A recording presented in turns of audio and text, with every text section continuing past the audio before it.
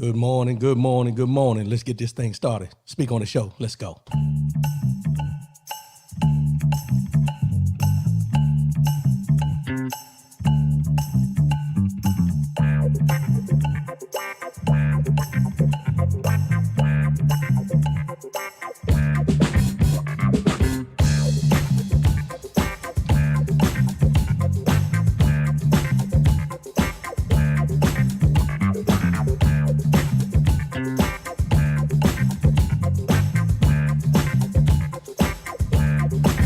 Horns blow.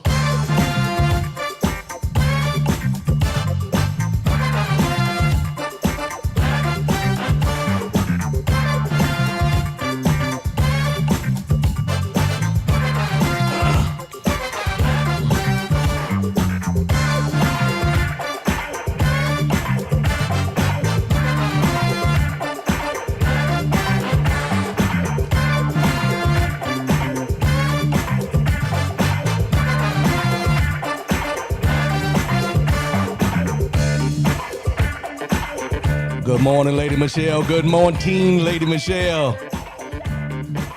Good morning, Gary Burns. Good morning, good morning. Thanks for tuning in. Thanks for tuning in.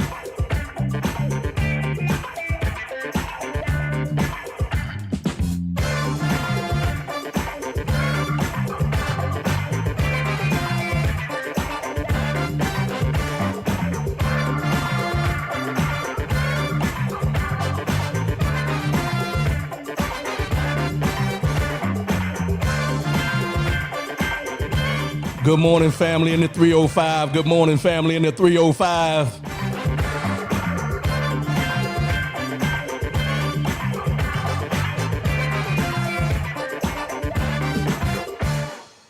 What's going on, everybody? It's your boy R.W. Coolings. Every Saturday morning, 10 a.m. Eastern, 7 a.m. Pacific. To speak on this show, I am your host, R.W. Coolings. First and foremost, giving honor to the God who allows me to come at you in this manner on a weekly basis. Good morning, Raymond Hunter. Appreciate you tuning in. Appreciate you tuning in. You could have been anywhere else this morning, but you chose to be here with me this morning to listen to what I got to say, because I got some information I want to pass on to you. A lot going on out there, y'all. It's a lot. It's a lot. It's a lot. Can we take it all in? Can we take it all in? Just take time and sometimes you got to exhale. Because we got a lot to take in, y'all. We got a lot to take in. We got a lot to take in. Good morning, Miss Michelle Long. Good morning, Miss Michelle Long. Good morning. Thank you for tuning in. Thanks for tuning in. Follow me. rwcoolings.com. That's the website. You can go there. All the information you need about the show is there. Also, you can get the links there. If you're not on Facebook, you can follow me on YouTube. Follow me. All social media platforms, R.W. Coolings. Merchandise is there. Everything's there you need. Just go there to the website, peruse around a little bit, and videos, all the likes of a website. You know how we do when we got a website. So go there, check it out. Call in number 844-904-2665. That's 844-904-2665. Call in. No matter what the situation is, let your voice be heard and say what you mean and mean what you say. Before we even get into this show today, I want to bring up something about last week, because I think last week we had some very, very good comments, and I want y'all to continue doing it. Very good comments. You know, we had some differences as far as opinions and how we view things and all that. I'm cool with that. The only thing that I would say is that make sure that when we come in as friends, we leave as friends, like I always say, because this is about us getting information out, us all trying to be and have an understanding of what the other side may, or the person that you may not agree with, what their opinion is, because it's always good to listen and then respond rather than respond before we listen. Good morning, my brother, Maurice Wigfall. I appreciate you tuning in, my brother. I appreciate you tuning in. And, you know, when we get into these conversations, there's we don't want to chastise nobody. We don't want to make nobody feel uncomfortable on the Speak on the Show. What we want to do is embrace everyone that comes in, no matter what the differences of opinions are. You got an opinion, just like I got an opinion, like everybody else has an opinion. Let's receive those different opinions and see if we can work through them to come to some kind of an understanding where we all feel comfortable. Raymond Hunter, good morning, my brother. Good morning. So, Oh, I think that was for his cuz Maurice Wigfall. My bad. My bad. I think everybody's speaking to me, but y'all can speak across my lines, Let's get into this.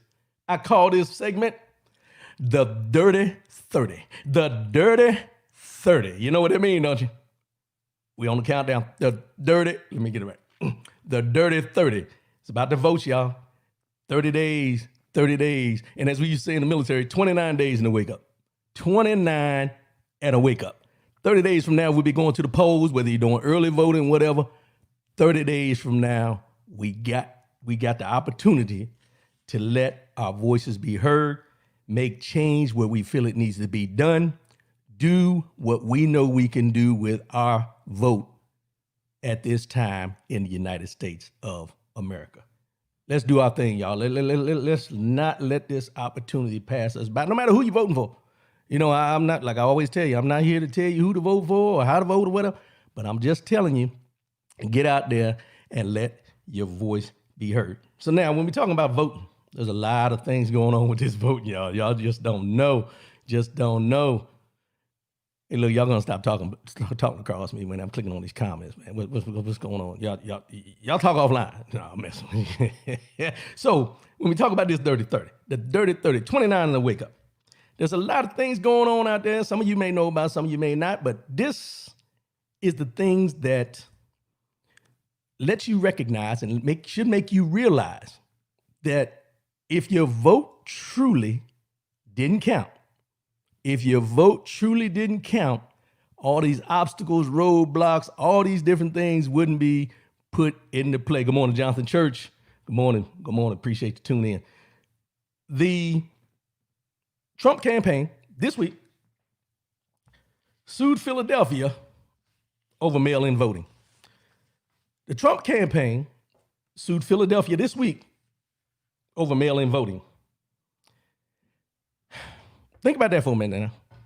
You have a sitting president and his administration suing a city over mail-in voting in the middle of a pandemic and all the things going on around here that could endanger someone's life as far as the pandemic, catching COVID-19, anything you want to think about. But they are suing Philadelphia. Now, I'm going to get into some numbers in Philly in a minute, but let me touch on some other things that are being brought up. Trump, during debate, is recruiting poll watchers. He's asking people who are his supporters to go out here and be prepared to go to the polls and watch and make sure everything is on the up and up. Illegal, number one, but they're trying to do it because they went into, I think it was Philadelphia or somewhere in Pennsylvania last week where the polls aren't even open yet. They're still doing mail-in voting and things like that. But what their plan is to go here and actually watch people in election offices on election day. Be aware, this can be voter suppression. This could be trying to intimidate you into not voting for who you want to vote for. All the things you can think of that they're trying to do to stop you from getting out there and letting your voice be heard is in motion in these Dirty 30. Texas Republican governor ordered counties to close multiple ballot drop boxes. The Texas Republican governor ordered all counties to close multiple ballot drop-off sites. So they have drop-off locations for your ballots and everything like that. He said, shut them down. And let me get into the specifics of that in 1 minute. But let's talk about Philly for a minute. In Philadelphia, they filed, Trump, as I said, the Trump administration filed a lawsuit. It's a 14-page lawsuit, and it revolves around what rights there are for campaign reps to watch people in election site offices.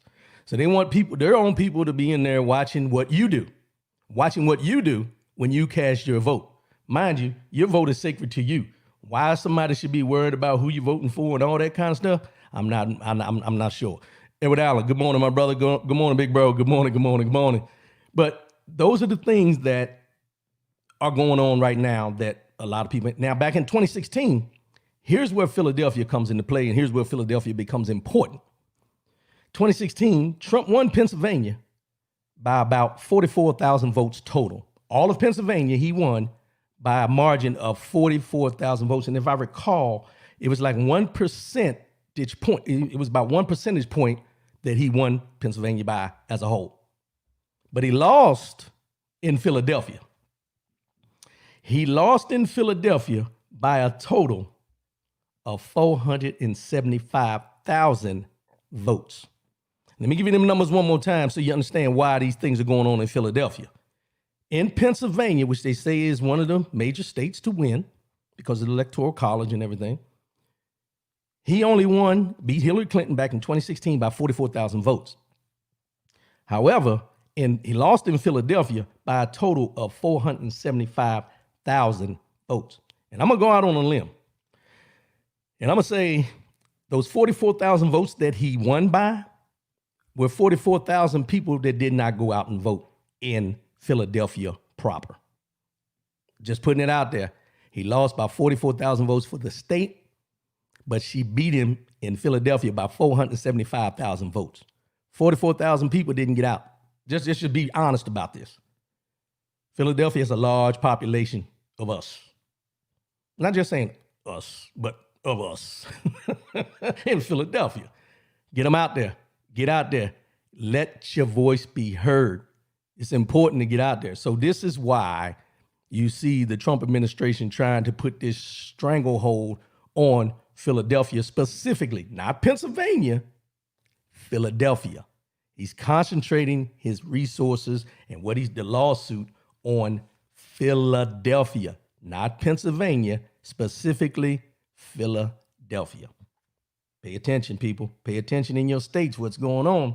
There's a lot of things going on in a lot of these states that people they're not paying attention. And you need to look at the games that are being played to shake you up, to make you not want to vote, to do anything to not get everybody out. Because I guarantee this, and I'm going to say this, you agree, you don't get this, or you don't agree. If everyone does their due diligence, and gets out and vote, I'm going to predict that there's no way that he will be reelected. Just my opinion, just from what I've seen, what I've read, what I've heard. And when I give y'all guys these statuses and this information, that's because I check every channel. I don't just watch one channel. I watch every channel to listen to what the numbers are. And you're going to hear different numbers here and there. And then I go back and read articles and research and everything, because I want to make sure that I'm giving you what you need to know about what's going on in the present time. Now let's talk about Texas. Oh, excuse me. Allergy season, y'all. Be prepared. Texas. The governor, when he told them to remove all these drop-off boxes, he came out and said he only wants one drop-off box per county. One drop-off box for votes per county. Now, let me break down the population of Texas, because this is all of Texas now. Total number of residents in Texas, 29.9 million people as far as population. 29.9. One ballot drop off per county. Watch this here.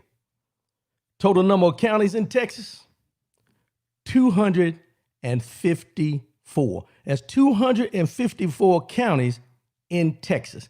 254 counties in Texas. One ballot box per county. Let me move on. And the population, total population, let me get that right again. Total population runs from some counties as low as 152 people all the way up to 4.65 million. 152 people is the lowest number in one county, 4.65 million in another county. And let me break it down for you what counties are the most populated. Harris County is the largest county in Texas. I think that's down in the Houston area, somewhere down in there. The population is 4.65 million in Harris County. One drop box for 4.65 million people. You can't make this up, y'all. You can't make this kind of stuff up. 4.65 million people in a county, and you want one ballot drop box. What kind of games are they playing? Dallas County, 2.6 million people, one ballot drop box. Tarrant County, I think I pronounced that right, 2.2 million people. There's just 2 million people in Tarrant County. I think I spelled it right. Tarrant County alone. So when you look at this and you think about it, you're talking about one ballot drop box per county. But you have one county, the largest county, of 4.65 million people.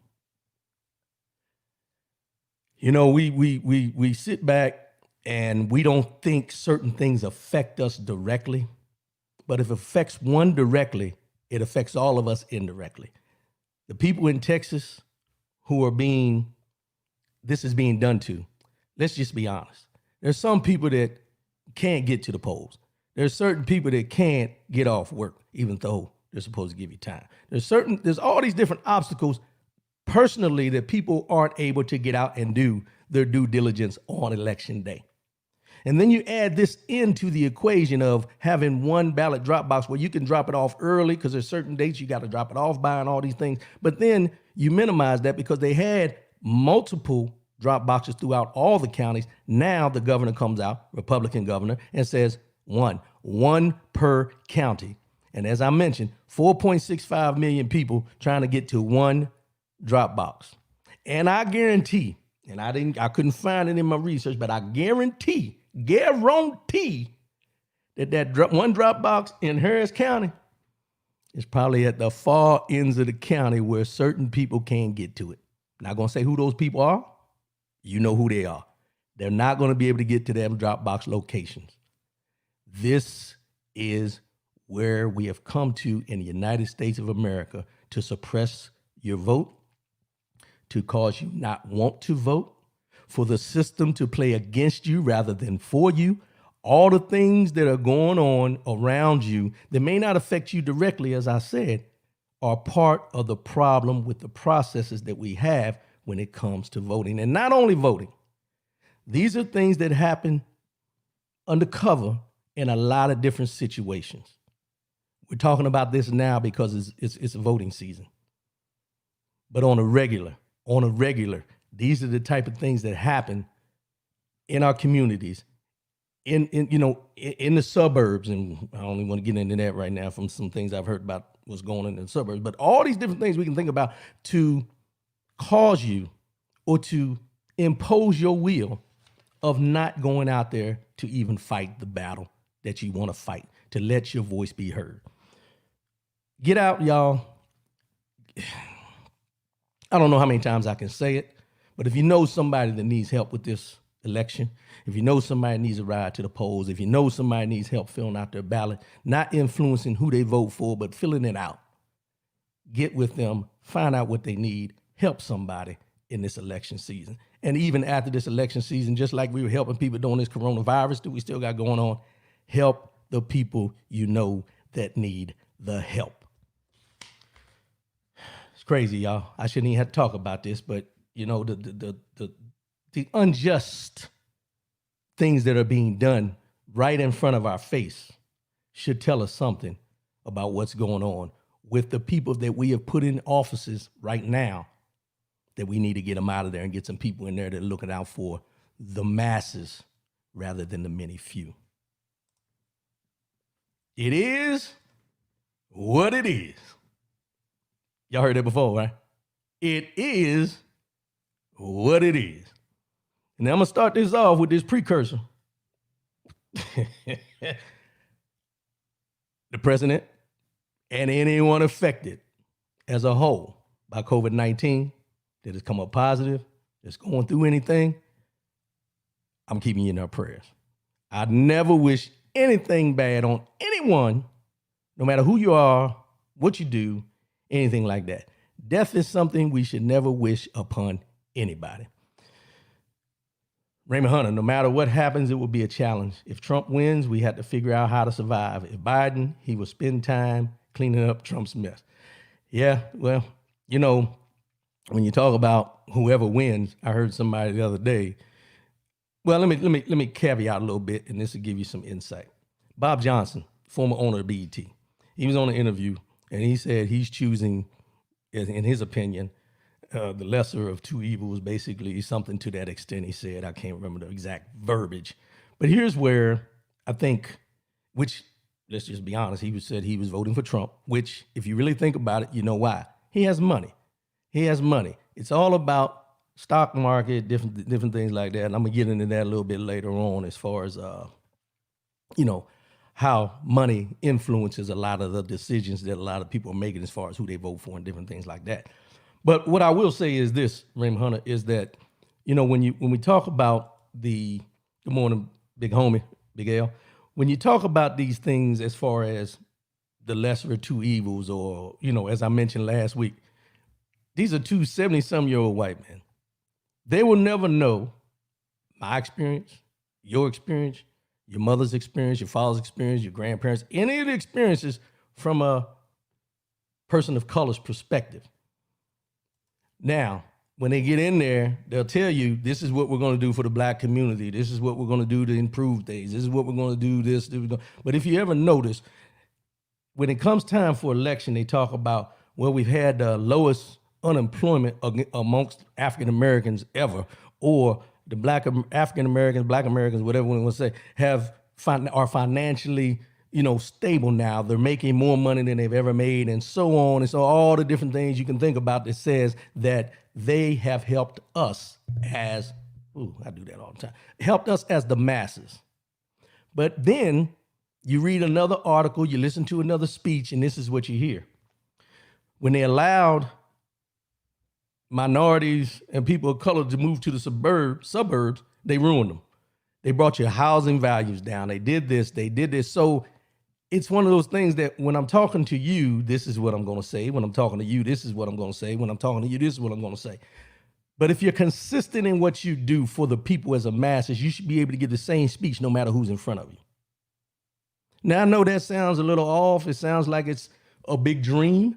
But the reality is we shouldn't have to pick and choose what we say when we're around certain people. That's just like saying if I'm in a business meeting, I have to talk this way, but if I'm on the street, I talk this way. Yeah, there's one thing to adapt to your environment, but it's another thing to blow smoke up the asses of the people that you're talking to at that time. Just saying.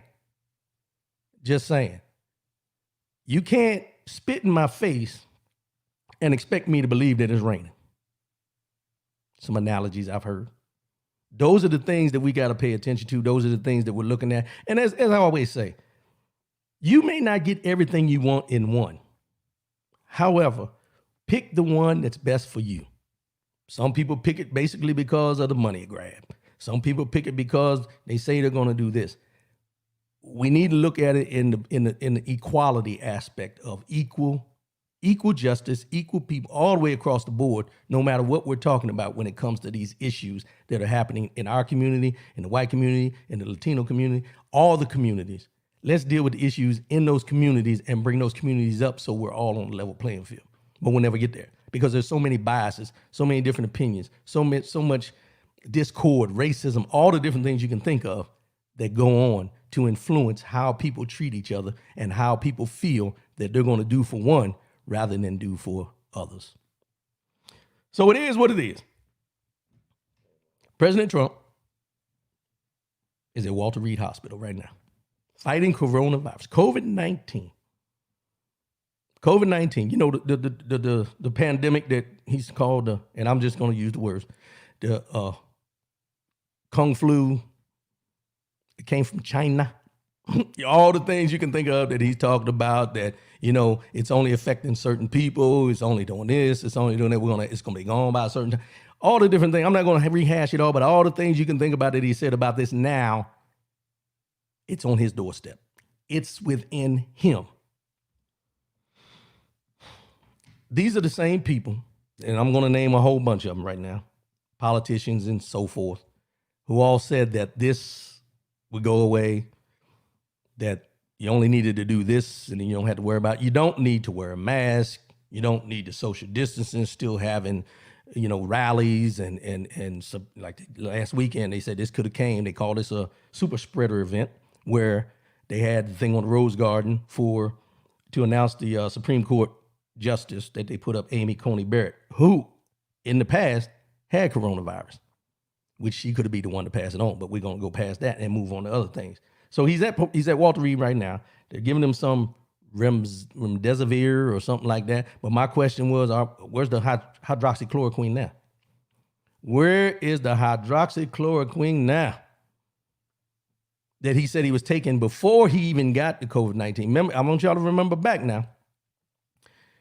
He was pushing hydroxychloroquine at one time. He was saying that people should be taking it. He said he was taking it even though he didn't have any symptoms and everything. But now he has the symptoms, and I haven't heard anything about hydroxychloroquine. And as I said in the beginning, I don't wish nothing bad on anybody, but you have to speak on facts as you know it when people who deny these things are happening around them and now all of a sudden it's on them. You still, we don't want to beat a dead horse. I probably shouldn't have said a dead horse, but we don't want to keep pushing the issue. But these are things that people need to look at in the big scope of things. So right now, President Trump, First Lady Melania Trump, Kellyanne Conway, Hope Hicks, Senator Mike Lee, Senator Thom Tillis, Reverend John Jenkins, RNC Chairwoman Ronna McDaniels, all these people have tested positive for COVID-19. All these people were against wearing masks. All these people were not recognizing the social distancing, all the things that the CDC has put into place to help to try to quell the disease. All these people I just named, now where are they?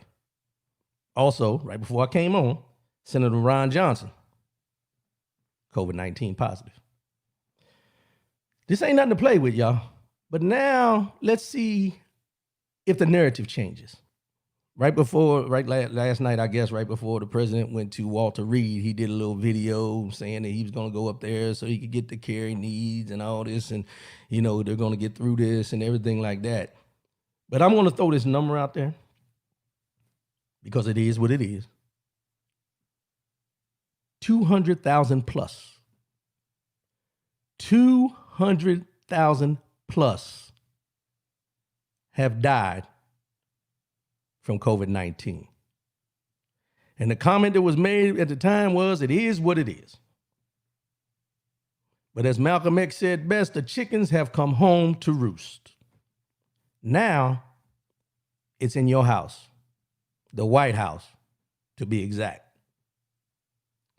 How do you expect people to respond to this? You have told, and people have heard you tell family members of the 200,000 plus people that have died that it is what it is, and it's this, it's that, it's not this, it's not that, all the different negative things you can say about this while people were mourning their loved ones who died from this. And now you want everybody in the United States of America and worldwide to be compassionate because now you have COVID-19.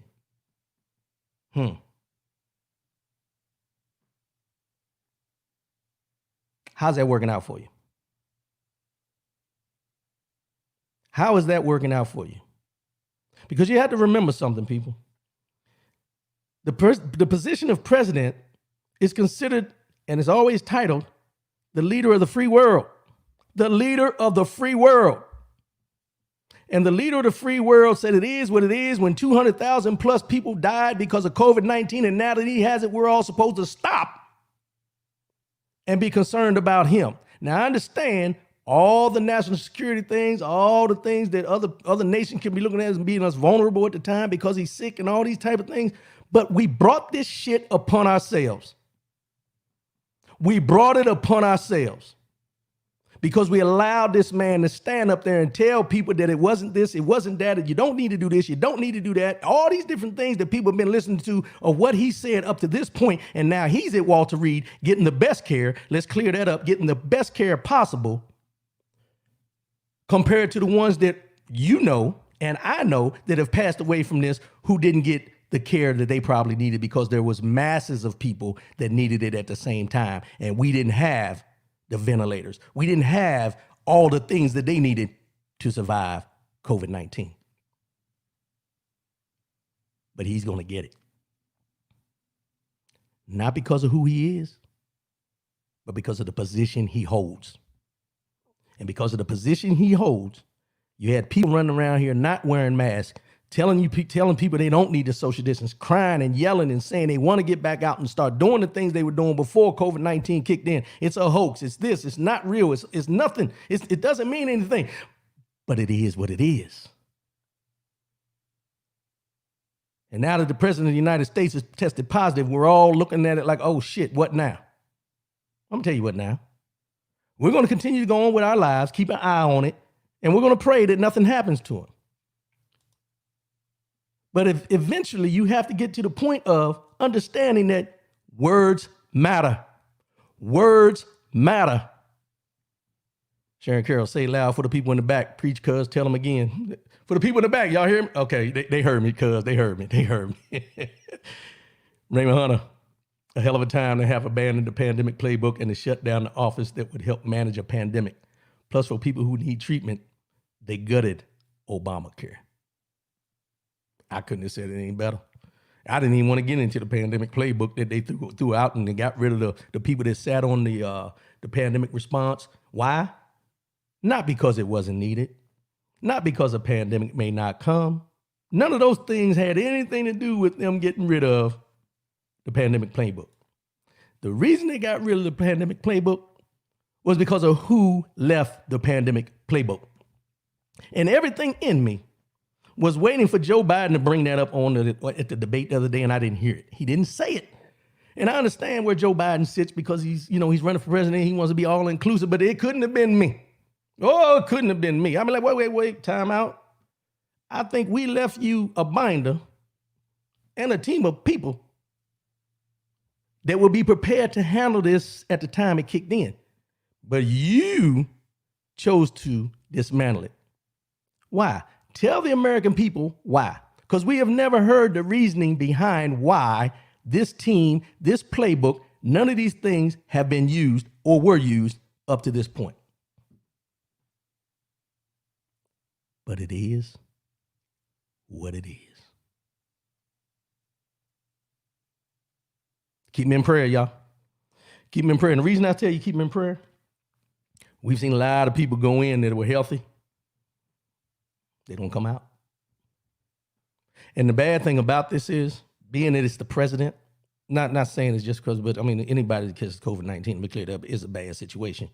But the situation that this is the president of the United States causes a ripple effect throughout our government, our governance, anything you can think of that deals with our standing because of the position he sits in could have repercussions long term. Not to scare nobody, but that's the reality of the situation we're in right now. And you know what could have avoided all this? Putting on a mask and social distancing. Putting on a mask and social distancing. Putting on a mask and social distancing. I think the people in the back heard me that time. I'll holler at you. There was also a report that I seen that, now this kind of got me. Well, let me go back. When we talk about the mask and the social distancing, at the debate the other night, I don't know if everybody's seen it, but at the debate the other night, they reported on it, but the Trump family came in. When they arrived, they had masks. When they got to their seats, they removed the mask. So they sat there in the debate hall, no mask, no regard for anybody else around them. They offered them masks to put, so they could wear a mask. They said they had masks. They didn't wear the mask. This family and this administration has no regard for anybody else's health but their own. Until now. Until now. Hope Hicks, they tried to say it started with her. Hell, we don't know who it started with because none of them wear masks. None of them. So now you got to do the tracing. Now you might remember, he's been doing rallies and different things like that. So there's a whole lot of people you're going to have to trace back to, but you're not going to be able to do it. That's why they've been telling people crowds no larger than 10. No larger than 10. Keep your social distancing. Wear your mask within 6 feet of people. Fell on deaf ears there. Secret Service members and military members were also blamed for this outbreak. They said Secret Service members could have been the ones to give it to the president and his family. Then they said it may have been the service members that work around them and the family. Everybody's pointing fingers now in the administration except doing this right here. Remember that old saying, remember when you point the finger, three are pointing back at you? Remember those three, those three you fold up? Sometimes you got to take accountability for what you played in the part of what happened to you. They say he's got, that remdesivir, I think it's called, or something like that. The cocktail, or some kind of cocktail they're giving him up there. He's going to be working from Walter Reed, during this quarantine and everything like that, so they can keep an eye on him and everything like that, which I'm good. But it just makes you wonder if, and I always say if was a fifth, we'd all be drunk. But if they would have followed the rules like other folks, where would we be? Edward Allen, I would love to be a fly on the wall at Dr. Fauci's house right now. Let me tell you something about Dr. Fauci. That's my man, 100 grand. Dr. Fauci don't waver. Dr. Fauci don't, I'd like to be sit down and talk to him right now over a shot of, cognac or something, and let him just really tell me how I truly feel about what's been going on. Because sometimes we look at these people in the positions they hold and everything, and we look at them in a different light. But sometimes you get a little, I call it that true serum in them. You know what I'm talking about, big brother Al. Get a little of that true serum in them. Man, let me tell you something. Dr. Fauci will tell you some things. He'll tell you some things.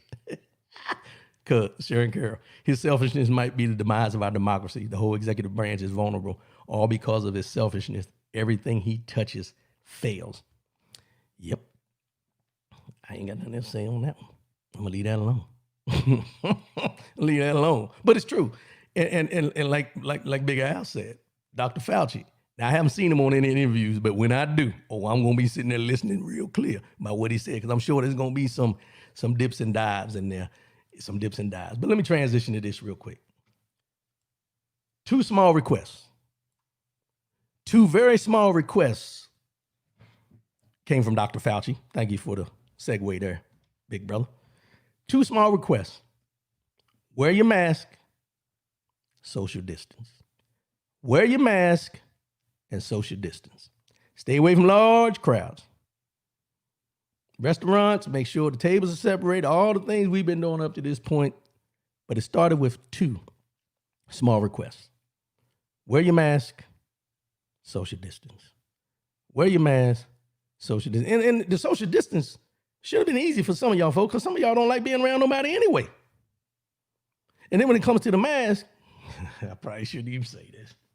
Some of y'all should wear a mask all the time. You probably say the same thing about me, but I'm being facetious when I say that. Two small requests, and we couldn't even get it right.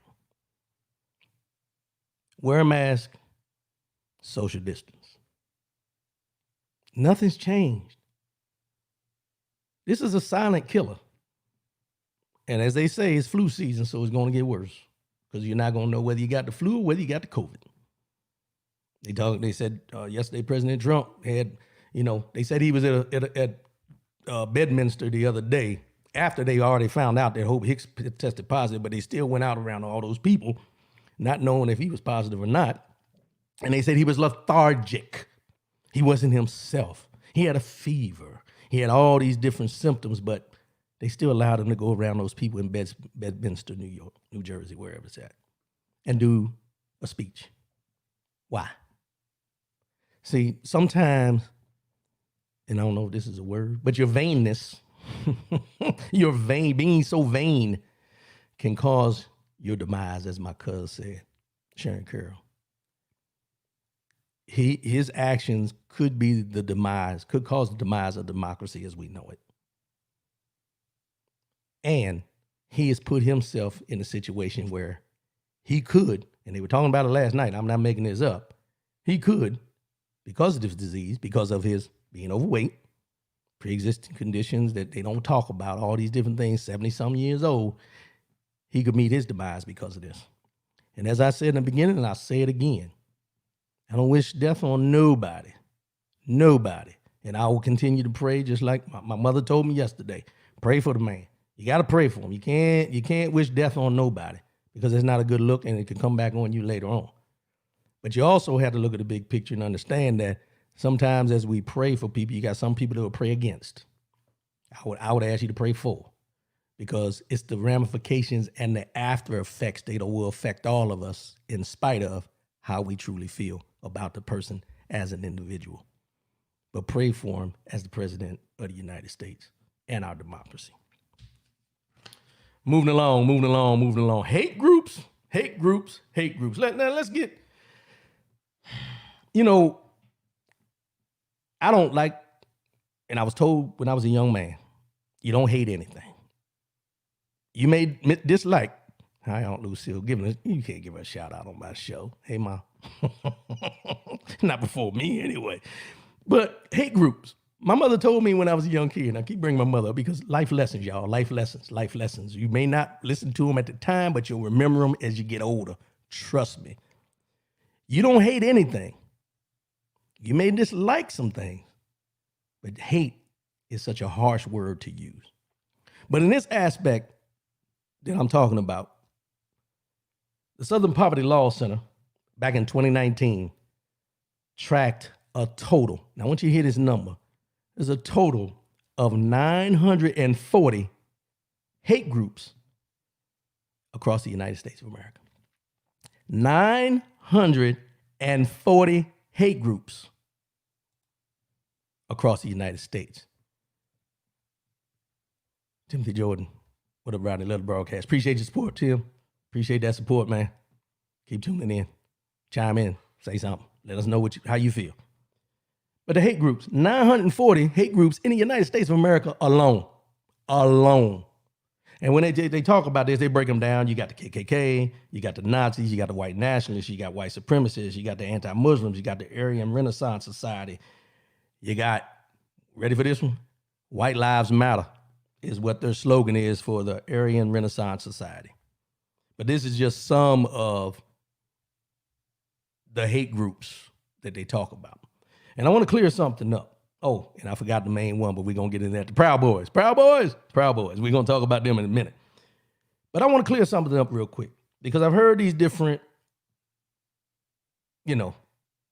narratives about Black Lives Matter. Black Lives Matter is not a hate group.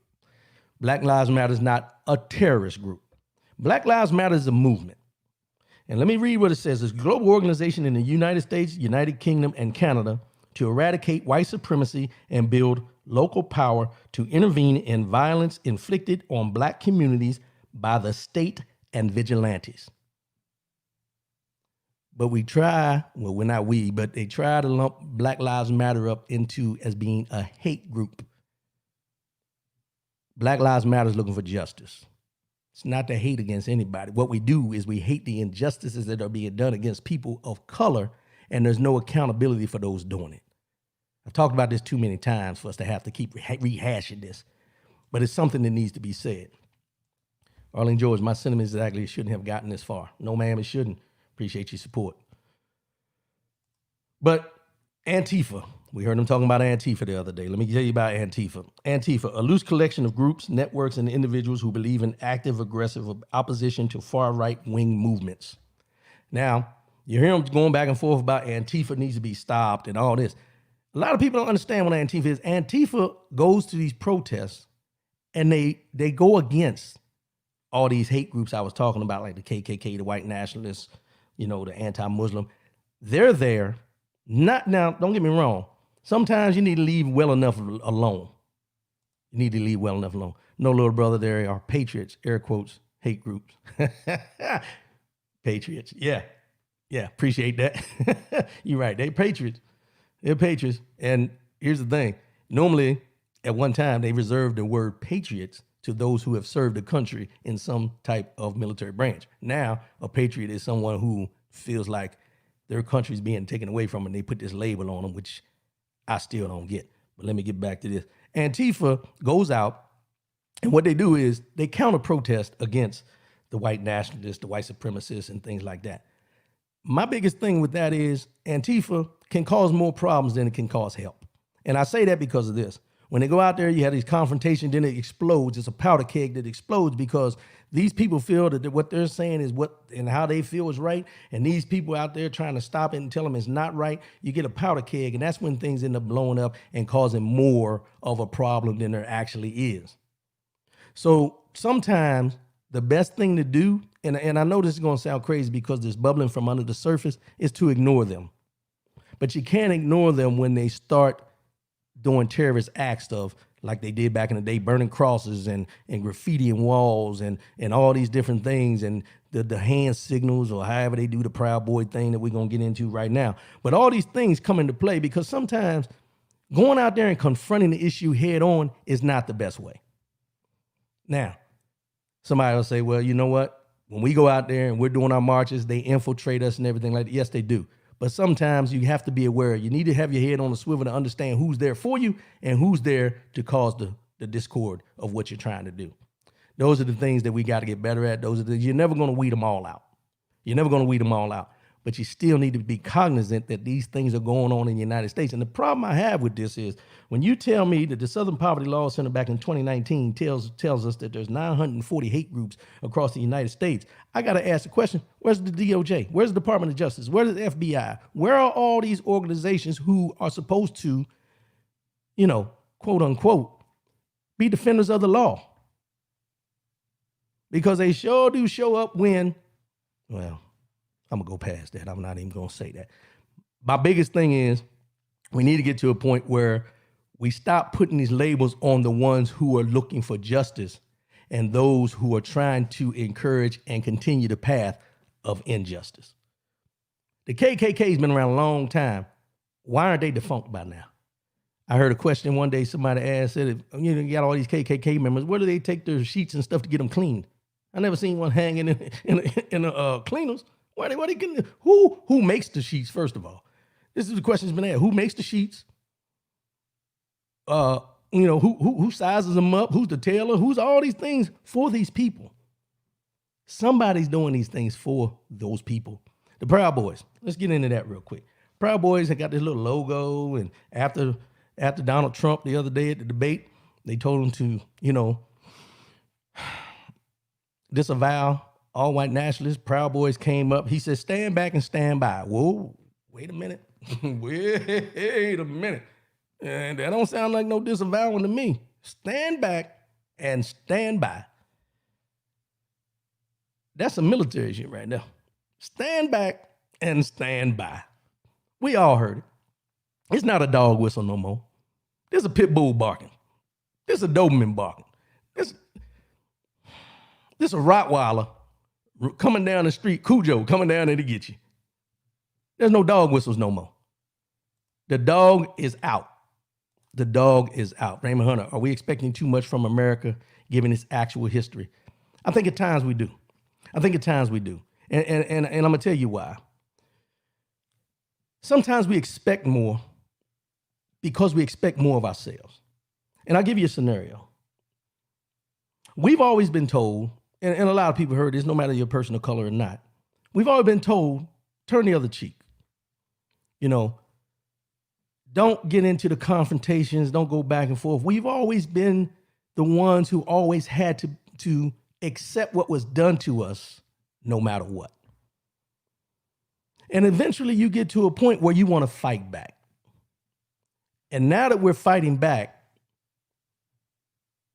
we get things like Black Lives Matter being identified as a terrorist organization or otherwise. We as a people have dealt with a lot of things. I mean, you can go all the way back to slavery. You can go up to Martin Luther King. You can go up to now. You can go through all those things that have gone on in our history. And for people of color, because we were defenseless at the time, didn't have ways to fight back, didn't know how to fight back, different things like that.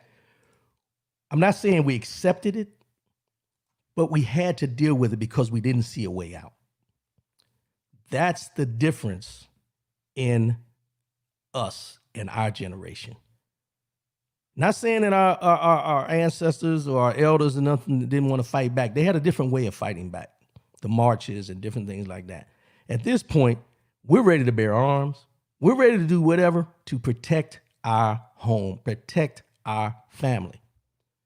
The problem with it is, as you mentioned, as you asked, is America as a whole has not kept their promise. America as a whole has not done everything above and beyond to ensure that people of color are taken care of in the manner of others just because that's what the creed says. That's what they said this United States was built on. But we don't get that. We always have to turn the other cheek. Well, as I mentioned before, we're tired. We're tired. You're dealing with a whole different group of people now. Our generation, the younger generation. It's called empathy. That's different. Yeah, the empathy is a lost art. You know, they once have empathy now that the president is in the hospital, but they don't have empathy for the Breonna Taylors and the Trayvon Martins and the Jacob Blakes and the George Floyds. There's no empathy towards them because they did something that caused their own demise. Let America tell it. That's the difference. That's the difference. Anytime we get into altercations or anytime we get killed in an altercation, unjust or just, when we get killed, it's always, what did he do? What did he do to cause his own demise? Sometimes we ain't did shit. We haven't done anything but be who we are. I think Martin Luther King said it best. You know, America needs to stand up to what they promised. You wrote the check. We can't even cash it. We're not turning cheeks no more. You're right, Timothy Jordan. We're not turning cheeks no more. And that can be a gift and a curse. It can be a gift and a curse because we're not turning the cheeks, and it goes back to this other thing when we're out there protesting. You know, we ain't taking the bricks upside the head or the billy clubs and nothing like that. We fighting back. And sometimes the fighting back can lead to our demise because are we overpowered? I don't think so. But I think it's just the fact that the situations we're in at the time seems overpowering. Because I've said this many times before, if people of color would come together under some type of accord, understanding that we're all in this together, no matter where you live, no matter how much money you make, and I bring that up a lot, all these things can be taken care of. You know, when we see, and then this is one thing I'm gonna say, and I'm gonna go off a little bit, but when we see these people that look like us in these positions, whether they're Democrat, Republican, or anything like that, rather than point out and start calling names of Coon and Uncle Tom, and follow the person, find out what's up with the person, look at the person's values, understand we're the only ones to do that to each other. Understand where the person's coming from as a man before we just start calling him names of Uncle Tom and all these different things. Understand. Now, I'll give you a prime example because I'm going off a little bit, but Daniel Cameron. I don't know him. I have no clue who he is as a man. But as far as what he did with the Breonna Taylor situation, as far as being Attorney General in Louisville, he's dirty. He did not have the interest of anybody that looks like him in his scope at the time he did what he did with that investigation. You know why?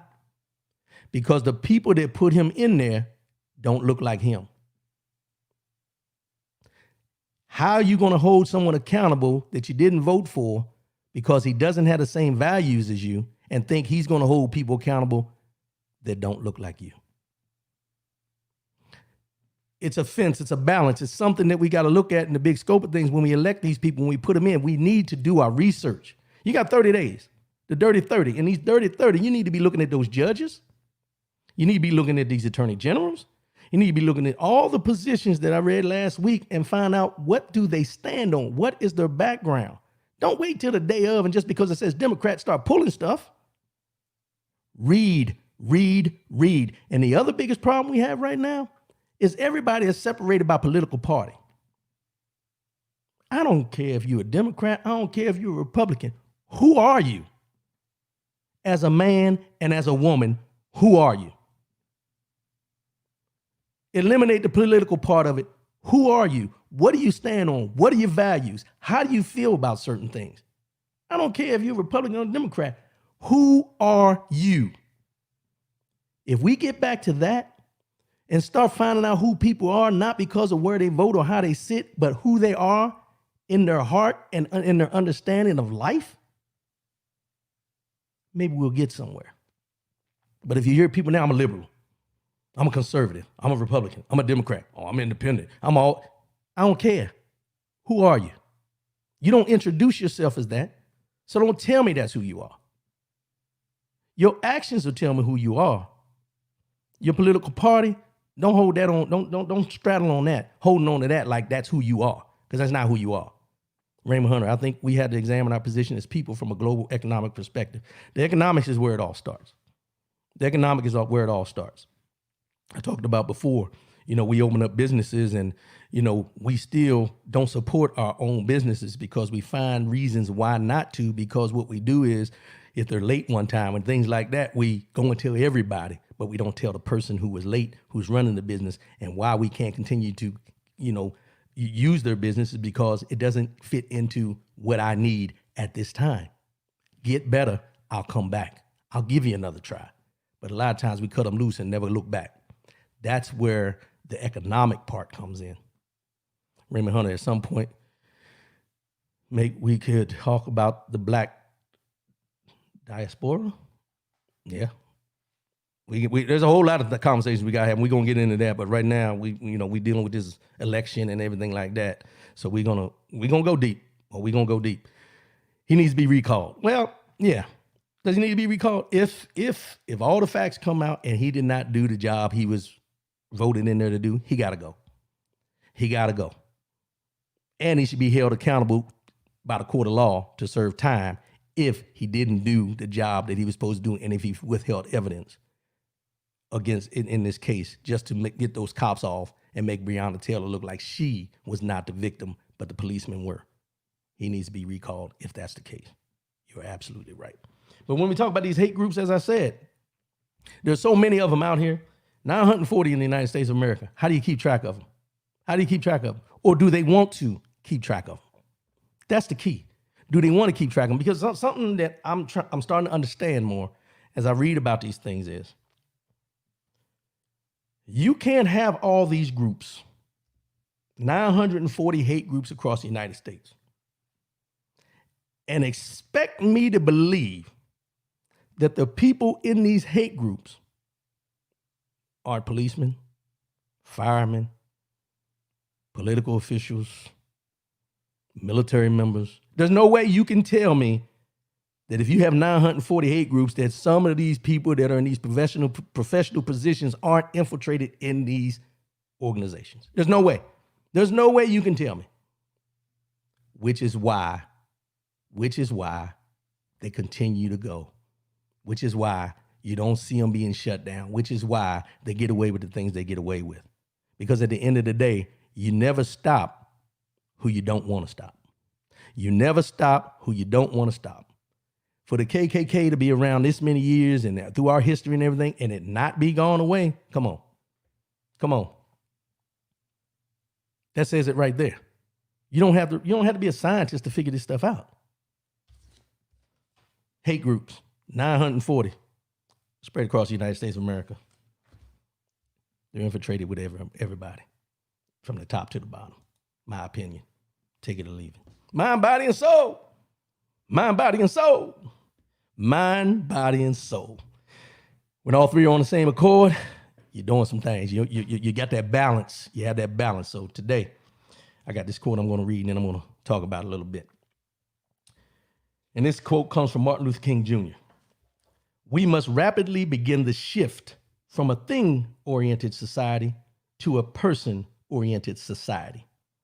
When machines and computers, profit motives, and property rights are considered more important than people, the giant triplets of racism, materialism, and militarism are incapable of being conquered. Martin Luther King Jr. Now, he's seen this years and years and years ago, before his demise. And he's talking about in that quote exactly what's going on today. Let me grab this back over here for my notes. When machines and computers, profit motives, and property rights, let's stop there, are considered more important than people. We see it every day. The stock market, the suburbs, who should be in the suburbs, who shouldn't be in the suburbs. Social media, all the different things you can think about that are going on right now, all these things have become more important than people.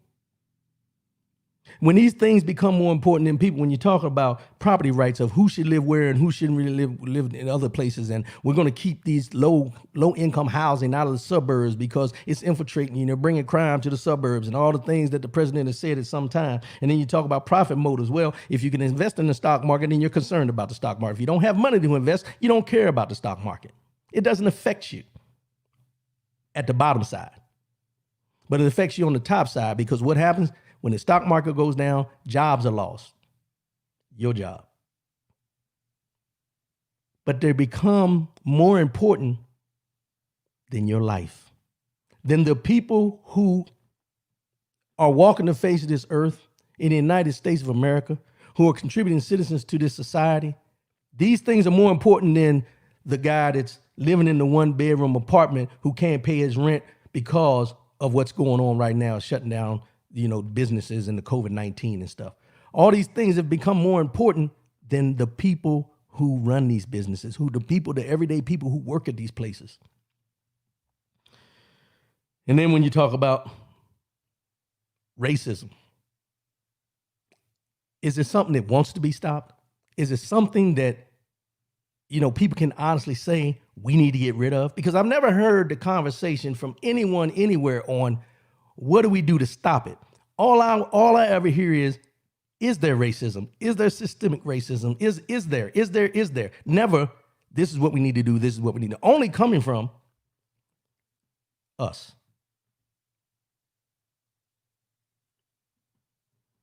Materialism, big factor. The haves and the have-nots. You've heard me talk about it many times. The haves and the have-nots. We're in a time now where if you have, you'll continue to have. If you don't have, good luck.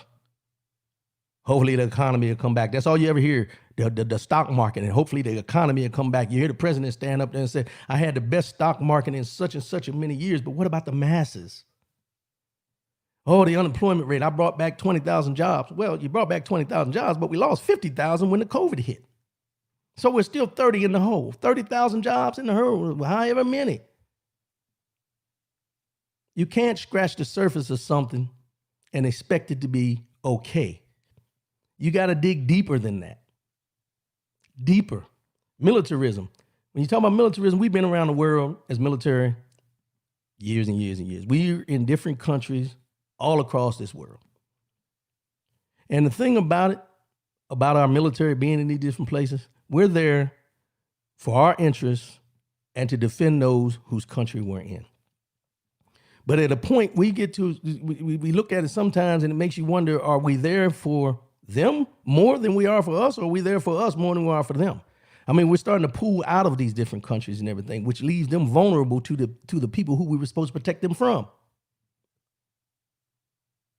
You can't continue to say that it's about the people when you're only worried about the few,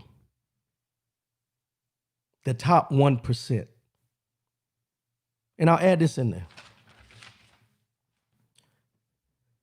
We haven't heard anything else about that $750 that was paid in taxes from that report last week. We haven't heard anything else about taxes that the president supposedly paid, didn't pay. Either way, we haven't heard anything else. Why is that? We sit back, we watch these things, we watch people, get charged with things or investigated about things, but we never see it followed through, not because they don't have the evidence, but because of who they are.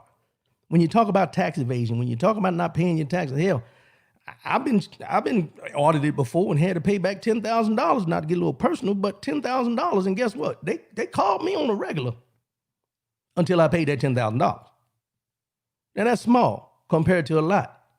Wesley Snipes went to jail. Red Fox went to jail. Ronald Isley went to jail. All these people served time for tax evasion. And there's many, many, many more that have served time because of tax evasion or Trump in the books. Trump in the books. Sorry, play on words. Using the, manipulating the books to their benefit. They serve time. But this president that we have, that they have all this evidence where he, devalued certain things and upvalued other things to balance out so his taxes wouldn't be as much and everything like that, paid more taxes to foreign countries where he has things rather than he did the United States of America, and we're okay with that. We don't hear anything else about that. This is the thing where they talk about you can't look at people and expect everybody to be okay with the crimes that are committed by the top 1%. And then they wonder why people are so upset and why there's unjust and we feel unjustified in things we do and things that happen when we see the deaths on the streets or people not being treated fairly in the justice system. If you have the money to continue in the court cases, we can look at Michael Flynn. Michael Flynn pleaded guilty twice, and they're trying to get all the charges against him thrown out. When's the last time you seen that at your local courthouse? These are the things that we, when we go to the polls, need to be aware of. We need to think about. We need to be voting the interest of the masses, not the popularity of who's voting or who's running for the vote. Not because you went to school with a person or anything like that. What do they stand on that's not only going to help you, but help the masses? Let's go ahead and wrap this thing up. So the president's in the hospital, Walter Reed. You're going to hear it on the news cycle over and over and over and over and over again. As I said before, just pray for him. Pray for him. Because, something tragic could cause discord in more ways than we can ever imagine. Keep him in prayer, the family, all the people identified, just like you keep the people in prayer who have been affected and are still being affected by COVID-19. Something I know to be true is when you become and you call yourself a praying person, you don't pick and choose who you pray for or how you pray for, you just pray. Shouldn't matter who, what, when, where, or why. Because when you pray, you're praying for the best, not for the worst. Dirty 30, 29 and a wake up, y'all. Get out there. Get out there. Get out there. Make sure I got my booklet in the mail the other day, so I know some of y'all got your booklet of who's running and do your research. Do your research. Don't wait till the day of to do your research. Start today. Do your research. We've all had experiences with judges and courts, and somehow, some way, read up on the person, look at where they stand, look at what their interests are. How do they feel about certain laws, Roe v. Wade and Obamacare that they're trying to take away. All these things come into play at the end of the day when we go to these ballot boxes. Make sure you go with the knowledge, not just the name. We'll be back next week. I appreciate everybody tuning in. I love y'all, man. I appreciate y'all. You could have been anywhere else, but you chose to be here with me this morning. As I always say before I sign off, love yourself, love one another, keep your head up, and most definitely keep your faith in God. And the last thing I'll tell you is, not only to pray for those COVID-19 people and the president and pray for this country, pray for this world, and pray for those you may not even ever come in contact with, because somebody out there needs prayer. I love y'all. I'll talk to y'all next week. Peace.